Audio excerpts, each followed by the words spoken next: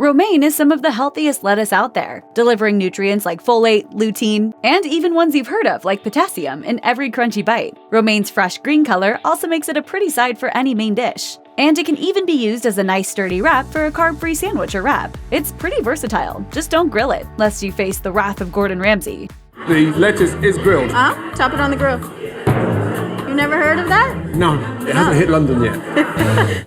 Did you know, though, that there's one more cute little trick that a head of romaine lettuce can perform? Actually, you won't even need the whole head. Just the bottom part of the romaine heart. Also, a glass of water. And a little bit of patience. Your reward, if all should go well? A little bitty regrown romaine mini-me. According to domestic goddess Getty Stewart, you just need to cut off the end of your romaine lettuce, leaving about 1 inch at the bottom. You can go ahead and eat the top part, of course, making yourself a lovely Caesar salad perhaps. Then take that safe stem end and float it in a shallow dish of water. About ½ an inch is all you should need. Place your romaine in training on a sunny windowsill or under a grow light, and then simply wait and watch. Don't forget to change out the water every day or two though, otherwise it might start getting kind of icky and stinky. Your lettuce should start to grow pretty rapidly, with new shoots sprouting out the top end and maybe even a few roots appearing on the bottom. After 10 to 12 days, your romaine heart should have regrown a number of small leaves. This is as big as your lettuce is going to get, and if you leave it any longer, it's just going to start tasting bitter and nasty. If the leaves turn bluish or the leaves shoot up and turn spindly, you've left it in the water for too long. Stewart warns that this romaine lettuce trick isn't always going to work.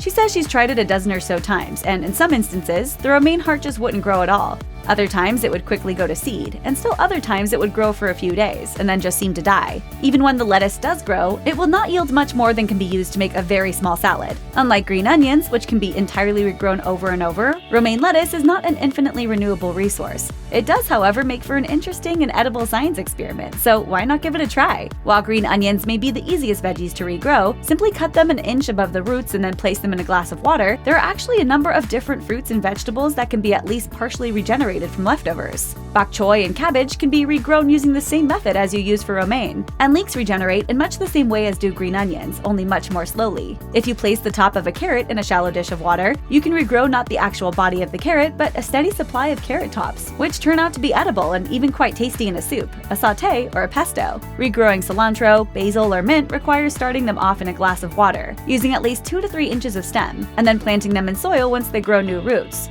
Soil will also be required for regrowing potatoes. Plant a piece with the eyes looking up since these will turn into sprouts. It's even possible to regrow a pineapple by detaching the crown and getting it to sprout new roots in a glass of water, then repotting and then nurturing for at least a few years. Although you may need a very warm climate or even a greenhouse if you really want to give Dole a run for their money.